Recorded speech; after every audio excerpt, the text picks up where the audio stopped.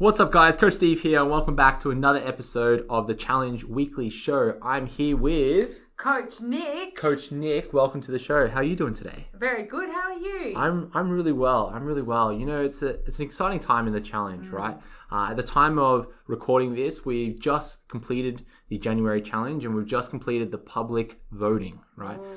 Did you vote in public voting? Yes. Yeah, I did as well. It was definitely tough to select our favorite transformations. Absolutely insane transformations. I'm so proud of everybody. Amazing. And at the time of this recording, I can confirm that the judging has been completed. So our judging team has gone through and went through the difficult process of creating a top 50, and then a top 10, and then selecting our winners. So at the time of the recording this, we will be announcing our top 50 tomorrow, which is Wednesday the 28th. So they'll be announced at 2 p.m. That's Melbourne time. So you'll get an email, and we post it on our Facebook group and probably on the website as well. So the top 50 will be announced tomorrow. Very exciting. Very exciting. Then we've also got our live streamed awards night. So it's an awards night that it will be live streamed. It'll be hosted by the two of us, Nick. It will be. And hopefully you know about that. I'm onto it. I've got my outfit sorted already. So yes, we're going to be live streaming to our Facebook support group, our awards night, where we will be announcing the top 10 and the top 3. We'll also be announcing the People's Choice Award and the Community Award. So it's going to be a fun event. We might go for maybe a max of an hour, but we'll have a little slideshow. We'll have everyone's transformations. It will be a fun event. So it's going to be great. You, dear listener, you're invited to join us on Friday. That's the 30th of April. So just in a couple of days, we'll be kicking off at 7:30 p.m. That's Melbourne time. So that's Australian Eastern Standard Time. Yep. And yeah, it'll be about an hour long, maybe even a little bit shorter. But it'll be a fun event. It'll be a nice little live stream event. Now, the May Challenge is kicking off in a couple of weeks. So registrations are now open for the May Challenge.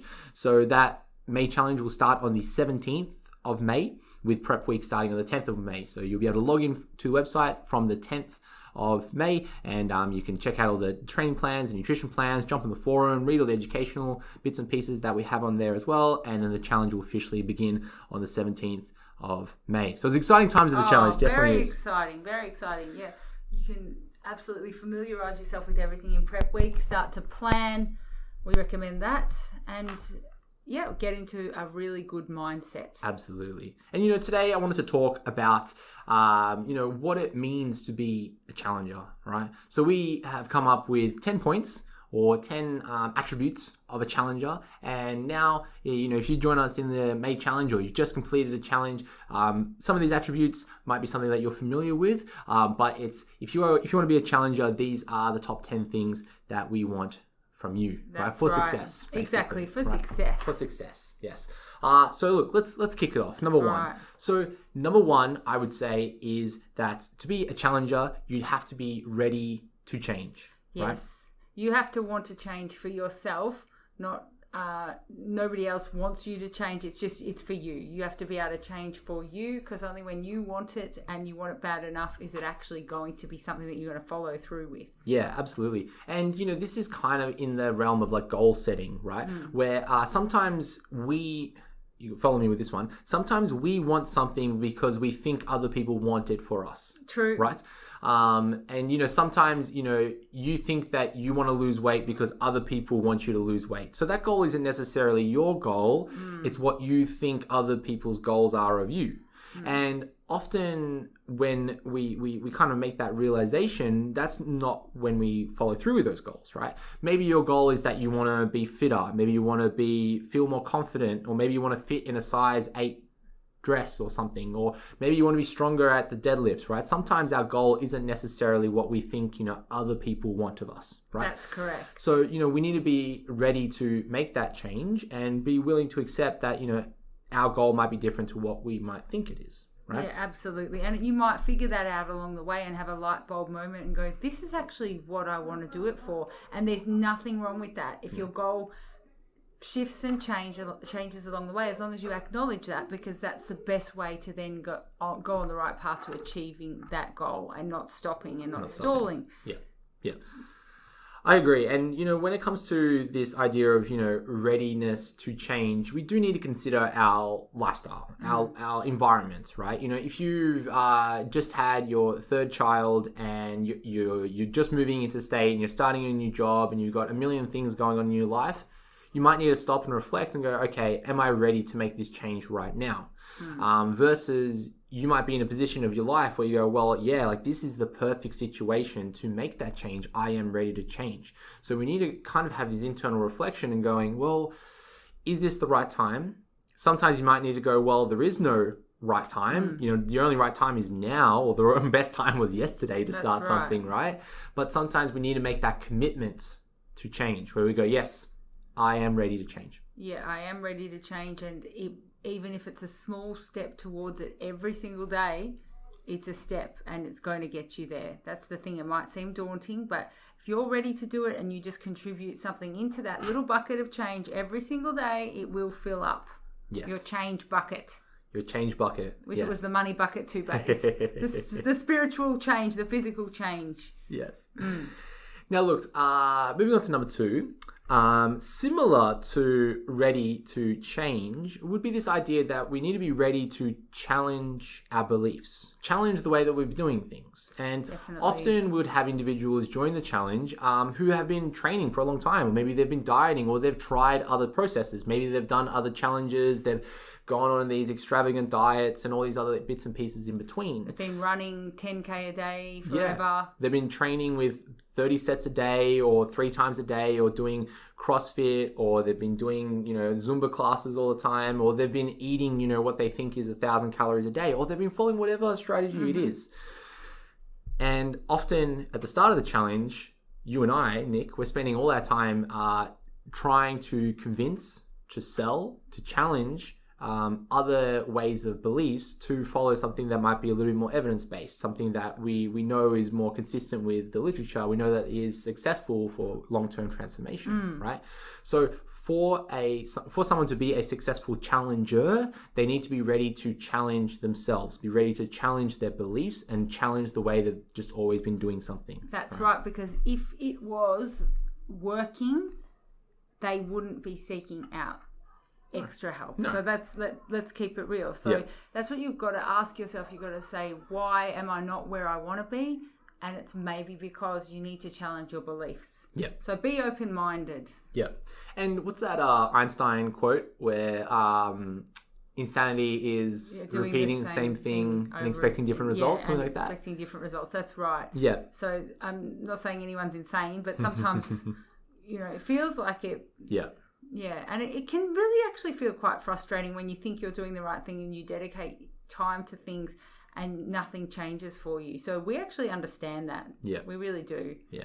And, sometimes like within your training, you do need to kind of come in and shake the nest a little bit, where you might be stuck in a rut where you go to the gym every day, you're doing that for 10 years and you're not seeing any results. You might not be pushing yourself to a certain level. You might be training with the same split forever. You might be doing the same weights forever. And it might take you to come into the challenge, try something different, and then continue to see those results that you've been looking for. That's right. Because you might have even been doing too much as well. And sometimes, oftentimes less is more. We always talk about how recovery and things outside of the gym are what is actually going to produce the results for you. So remember that as well. More is not more. More is not more. Unless it's more, but then it's too more. Yeah, then it can be way too more. Way too much more. You don't want too much more. More of more. All right, moving on. The number 3, we have this idea of never being satisfied. Right? And I guess when we consider this idea of never being satisfied, we kind of want you to think of this idea of always seeking improvement. Right? That's right. Where if you were doing everything, perfectly, if you were doing everything 100%, if you were the model challenger, right, you're not going anywhere else. If you were the peak of everything that you're doing in existence, you're not improving, right? So we want you to be in a position of never being satisfied, right? And, an example with this is this common narrative we see in the challenge where someone might say, oh, my nutrition is 100%. And you would agree with me, Nick, where nutrition is never 100%. No, never 100%. No, where it's always a way to get better at it. Let it be 100% way. Yeah. And it depends on, of course, like how deep you want to go into it, but there's always a way to improve our nutrition, right? Definitely. And also to improve so many things around our training and recovery and other things. And just also never be satisfied even with the result that you get. Pat yourself on the back, but then go, what else can I do next time? Yeah. And, consider like all the different domains of fitness, right? Like mostly within the challenge, we're looking at things like body composition, right? Within body composition, we're concerned with fat loss and muscle gain, right?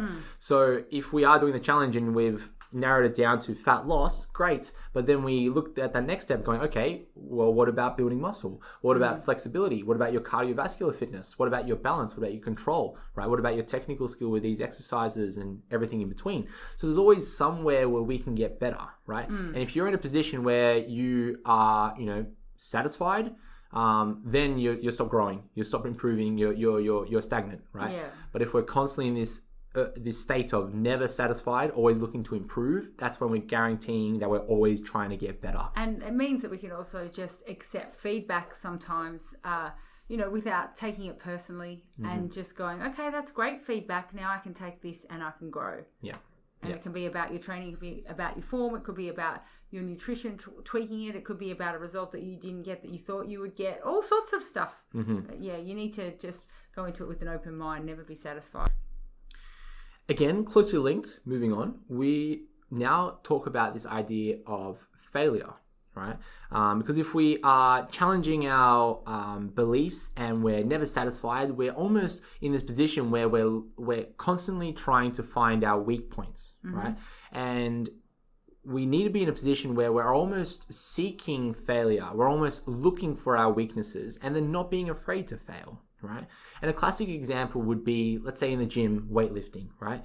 If you always played conservative with your weightlifting, you would never be training at a high intensity. True. As in, if you always limited yourself to, let's say, 60 kilos on a deadlift and you never wanted to improve that because you were scared that if you put 62.5, those little baby plates on the end, that you would fail that, you would never know if you were going to get that, right?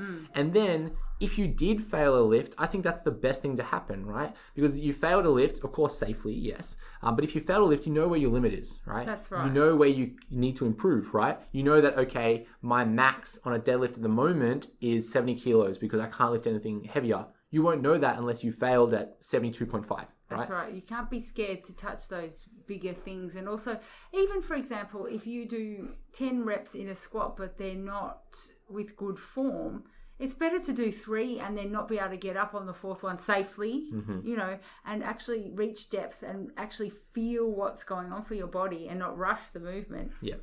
That's far better, And I think, through my own growth and development in the fitness space, I'm constantly trying to challenge myself in different areas. And there's lots of things that I've failed on.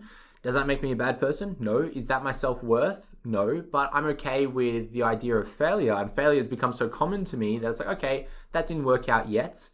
Do I want to continue to pursue this? Yes. Do I want to continue to pursue that? Maybe not that. And I'm kind of testing different things. But then now I'm able to grow because 1, I'm never satisfied. But then 2, I'm always looking at ways to fail and then I fail better. And then every time I fail better, I learn something new and I grow and I get stronger and I develop and then I become a better fitness person along the way. Definitely. I think we have to seek out those corners, those dark corners of failure because that's the only way we're going to know. You have to explore. And then even within the fitness space, right? I think all of us have this inherent kind of bias to certain maybe activities or exercises that we know that we're going to be good at. Right? Like for me, I've always been a weightlifter and I'm always biased to go to, the corner of the gym where there's a barbell. I'm going to do deadlifts. I'm going to do squats. I'm going to go and do a bench press. I'm going to lift some weights. And I'm always trying to find ways to challenge myself. Let that be, my little adventure to go run a marathon, which I did a few years ago, or like other long distance events. Like I did that Oxfam 100-kilometer walk and such, and, different events in swimming and cycling and stuff. So I'm always finding ways to being like, okay, my bias is this, but I'm always trying to find ways to fail in other areas so that I can get better at this thing that I like doing, which is weightlifting, right? Yeah, I agree. I'm like you. I've done a lot of different things, but I'm not a fail. No. I'm excited. Yeah. Yeah. Now, the next idea, where we're going on to number 5 here, is this idea of being a good beginner again, right? Where now, when I go to try something new, even though I've got this nice fitness resume of all these things that I've kind of done in the past, I'm always trying to approach something with a beginner mindset. Right? Yeah. And sometimes we forget what it's like to be a beginner again. So, recently I went and bought a keyboard piano, right? All right. And, everything I do at the moment is very fitness orientated. I'm learning about anatomy, biomechanics, about human physiology, about nutrition, all these like fitness different things. But when I go to learn something brand new that's outside of my scope, I connect with what it's like to be a beginner again, right?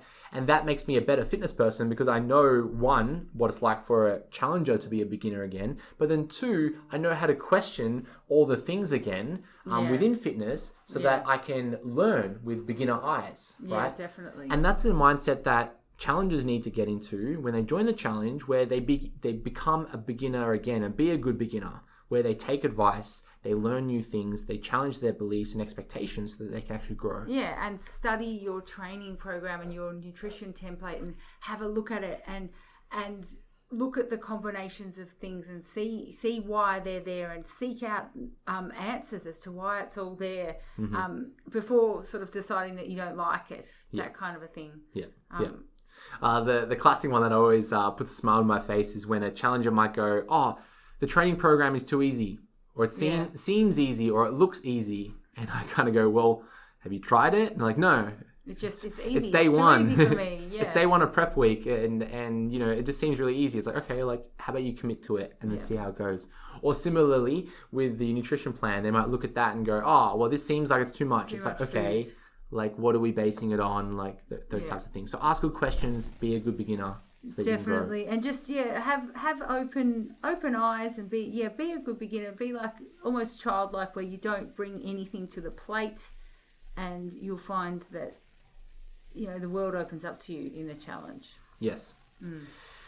Now, the next thing that we can consider of a good challenger is someone who puts in the work. Yeah. Right. There's no shortcuts at the end of the day. No shortcuts. Nothing. So for a successful challenger, or to complete a challenge, they will need to have a strong work ethic and be willing to put in the work. Absolutely. Right? I like to say sort of a relentless work ethic. I think it's very important if you just think of yourself as a champion and just think, what would a champion do? Would they set, would they set the alarm but then turn it off when it rings, or would they go, okay, there's a reason why I decided I wanted to get up at this time and follow through. So what needs to be done on any given day, write yourself a list and play out whatever needs to be done in that day, and then move forward to the next day. Get it done. Yeah. But look, I think that strong work ethic comes across in lots of different aspects, right? From the training side of things, you got to go in there, you got to hustle, you got to lift some weights, you've got to train hard. The nutritional side of things, you've got to be organized. You've got to do your meal prep. You've got to make sure that, your kids are fed, and you've got to make sure that, you've got a meal for yourself, and you've got to make sure that there's no sweets in the cupboards. There's lots of things to do, and you need to have a strong work ethic, be ready to change, and be ready to take all those challenges, put them all together so that you can get the job done. True. And the other thing is, it never ends. So you might have done that for 1 week, like your meal prep and other things. You might go, guess what? You have to do it again and again and again and again. So just get used to it. Yeah. Just put it into your routine, because you will be doing it again and again and again. And it's actually liberating for you, because once you get into that routine, it'll become a part of your life. So it's not restricting. It's actually liberating, because you can free yourself up in so many other ways. Physically, you can make yourself so healthy and feel so good. Well, it's kind of like a muscle, right? Yeah. Like when we're doing a new routine, or we're putting effort into making that change, at first it's difficult. Just like, the first time you do a squat, it's difficult. The first time you do a bench press, it's difficult. But then as you practice, you get better. Your muscle gets stronger. Your muscle of the routine gets better. And the more work you put into it, the easier it will become. That's right. And always, it doesn't matter how many times I step into the gym to do a squat, I still find little ways to change things or to go, that feels like this or that feels like that. So it's never ending, and the work ethic it's very important to put in the work and be conscious of what needs to be done, and just don't attach emotion to the work that needs to be done. Don't say, oh gosh, it's terrible that I need to do this. I can't believe that has to happen. Don't make it emotional. Just do it. Just do it. That's a Nike slogan. Well, it was a good one. There's a reason why it's so popular. Yes. Yeah. Now, look, sometimes you might be doing everything perfectly, right? Sometimes you might be, slogging it out. You might be doing all the hardest work. You're the hardest worker in the gym, but you might not be seeing the results that you want to see. Right? Yes. And to be a successful challenger, to complete a successful challenge, you will need to have patience. Patience is so important because especially when you're active in the community, you start to see others transform in different ways that you might try and compare yourself to, and then you're not seeing what you think you should be seeing. You can get sort of a little bit impatient. Yes. And I think sometimes we do, like you said, compare ourselves to other people, right? Especially when we see someone who might be of a similar age, similar gender, similar, socioeconomic environment, those types of things. And we go, oh, well, that person's lost 5 kilos in a week. Why am I doing it? Am I a bad person? No, like you don't know their situation. You might not know that person, drinks a lot of alcohol, that might be eating a poor quality of food, who's never exercised before, and then they've quit drinking, quit smoking, started eating more vegetables, and just started a gym program. Of course, they're going to lose a bunch of kilos in that first week. And you can't compare yourself, who's been training for a couple of years, to this other individual who hasn't been, right? And then you're going to see very, very different responses to that. Oh, and also the other way around, where with the muscle gain, that's the one where we need to be so patient. That is a journey. Yeah. So we've spoken about this before, but patience is necessary. Yes. For going on the journey of muscle gain. The other side of patience, I guess, is to consider like your history, right? If you have been someone who's been overweight for the past 10, 20 years, or that weight has crept on for the past 20 years, and now you find yourself looking in the mirror and you're 140 kilos, you may not expect that all that weight's going to go away in a 12-week period or even a year period, right? And you might need to be patient and going, okay, this is going to be a multi-year journey, not just something in 12 weeks, right? Very true. And, something that's taken years to happen, it might take a few years to undo. Well, right? The thing is also, you can lay the foundations in 12 weeks. If you were building a house, you wouldn't want to rush it. You would take a year. Often houses do take a full year to complete, and it's similar. You want to lay down good foundations, and you want to have patience. You wouldn't rush your builders. It's very, very, very similar. You if you were signing a contract for a house, let alone your body, you would say, okay, let's not rush this. And also the other thing is, it takes a while, but every single day, if you're putting in the effort, it will pay off eventually. And also, another thing that I love to say is, in a year from now, where are you going to be if you don't start? So in the same spot. 365 days, you can make a lot of leeway. You can make a lot of headway in that amount of time, So patience, very important. And even when you get good, even when you get, elite, when you get ripped and everything, you still need patience.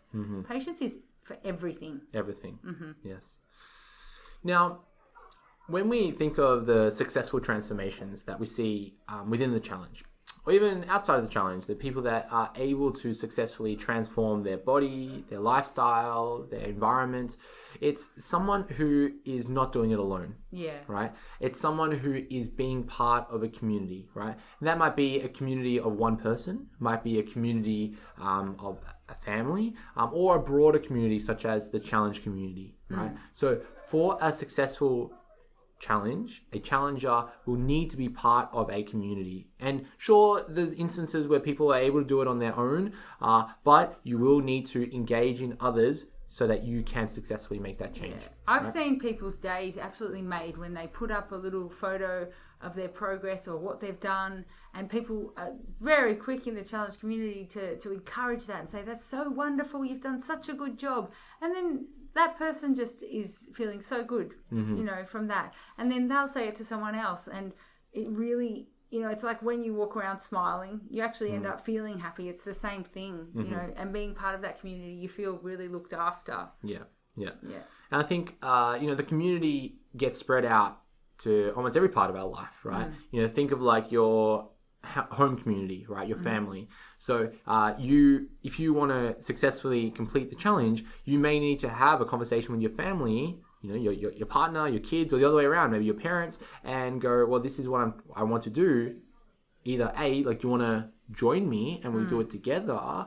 Or B, like, will you help me to achieve this? Because ultimately you're going to have those tough conversations with people within your community or your environment. And that could be little things like, oh, I'd like more fridge space so that I can meal prep.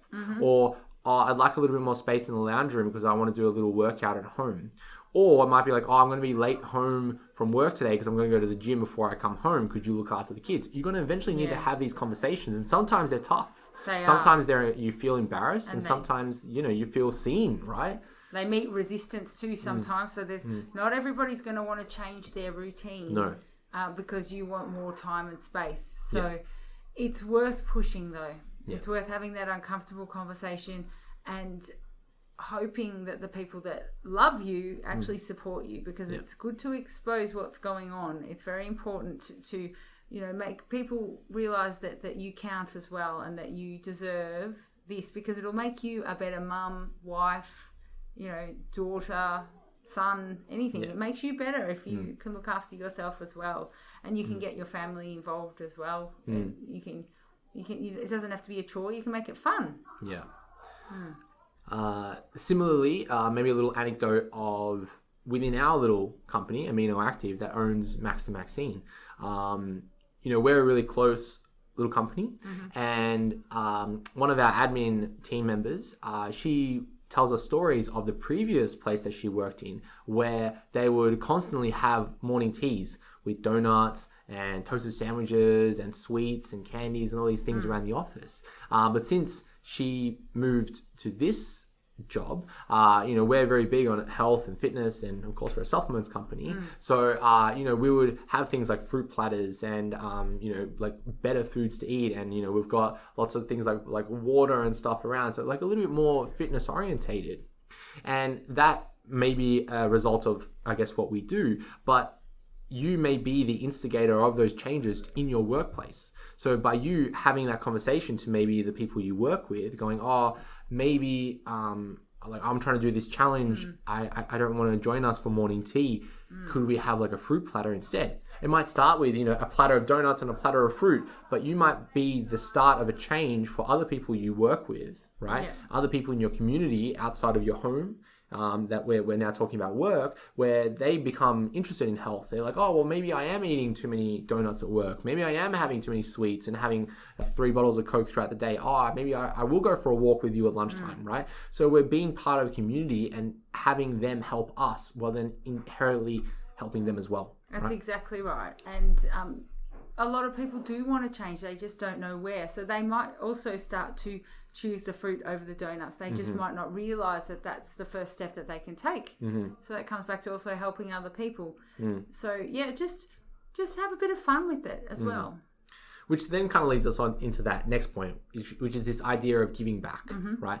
Where you may be a point within your fitness journey, within your challenge journey, where you may know a couple of things, right? I know a couple of things, you know a couple of things. We don't know everything. No. You might know a couple of things, and it's now almost a responsibility for yourself to give back to other people, right? To help other people with their journey. And that could be simply answering questions online. That could be, telling people that, oh, you're probably better off to have a bit of fruit than eating a donut. Of course, if they ask, because unsolicited advice is never cool. Yeah, people need to do their own journey, but at the same time, it's kind of, once you reach a point where you've had that transformation, spiritually, physically, all of that, it's really nice to pay it forward. Yeah. Just help anybody you can. You know, it's way more fulfilling. That's what makes our job so awesome. Yeah. And you think of like your journey going from like a fitness enthusiast to a coach, right? Where, myself, when I was a fitness enthusiast, sure, I like doing X, Y, and Z. But when I transitioned into this idea of a personal trainer into a coach, I had to be a better fitness enthusiast, right? Yeah. So for me to give back to others, I had to be better at the thing I enjoyed, right? So that forced me to read more, practice more, trial new things so that I can answer these questions. And if anything, my time in being a coach in the challenge, I've learned a lot more about fitness, health, nutrition, coaching, everything in between than I have in my periods before being a coach in the challenge, right? So if you're considering this position where you go, oh, well, I've been training in fitness for a small amount of time, like how am I going to continue to get better at fitness?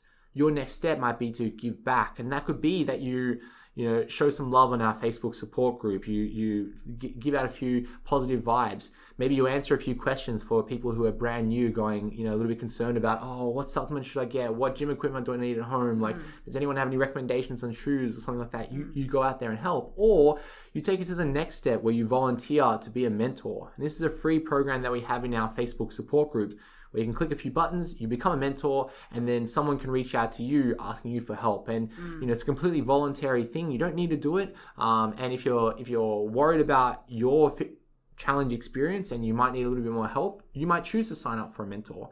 And then eventually, when you sign up for a mentor, you become a mentor, and then you mentor someone else, right? So you pass it along. You kind of give it and pay it forward, right? It's very important. Very important in this business. Yeah, just in this space, like within fitness, it's all about helping each other. Right? It's the only way, really, because that's how you get the satisfaction ultimately. I think it's a wonderful thing, and you don't know what it means to somebody just to give them a little bit of encouragement or to help them out.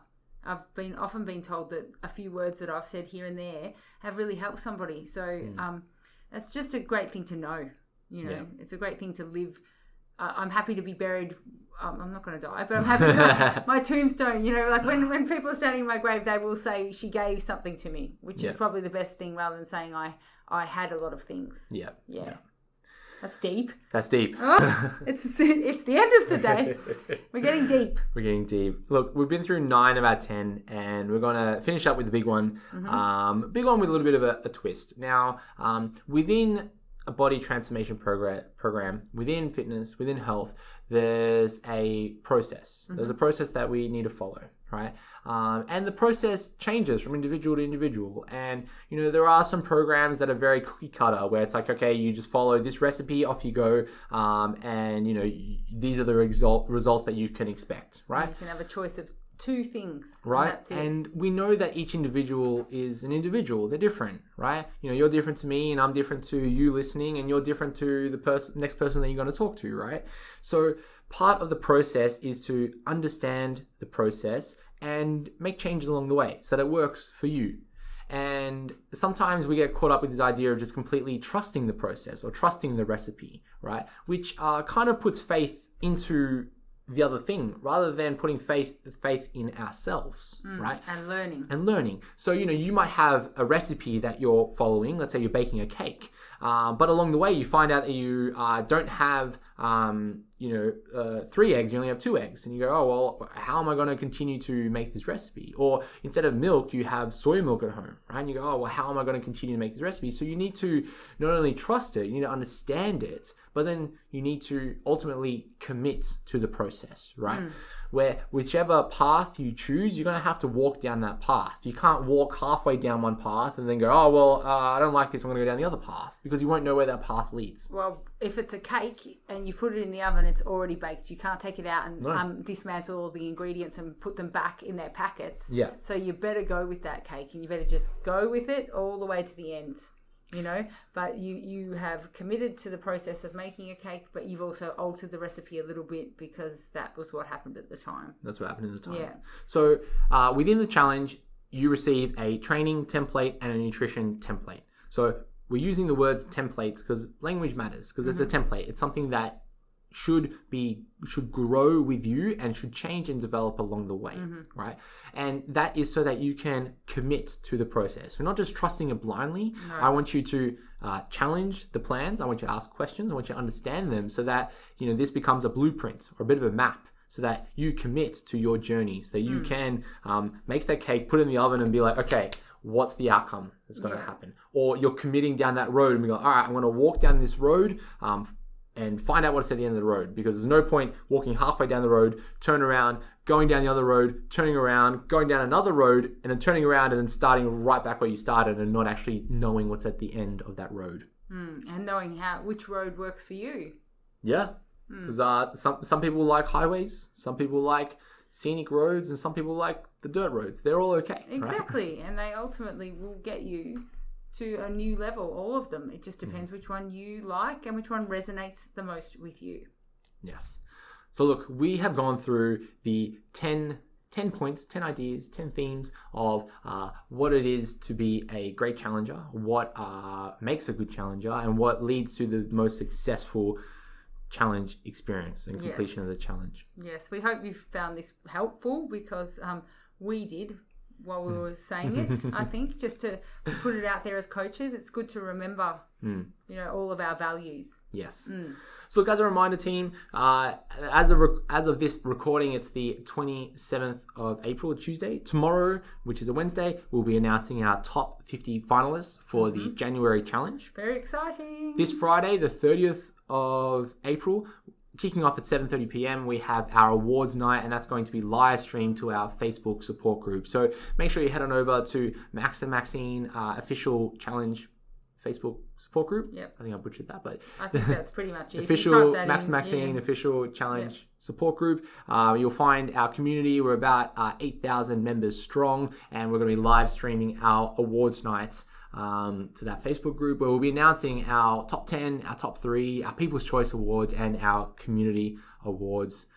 The May Challenge starts soon, so registrations are open for the May Challenge, and that will be kicking off on the 17th of May, with Prep Week opening up on the 10th of May, so you're able to see all our programs. To register for the May Challenge, head on over to maxchallenge.com.au or maxineschallenge.com.au, and you can go through the registration process there. Very good. I can't wait till Friday. Friday. Yay, Friday. Thanks for tuning in, guys. We'll catch you next time. Thank you.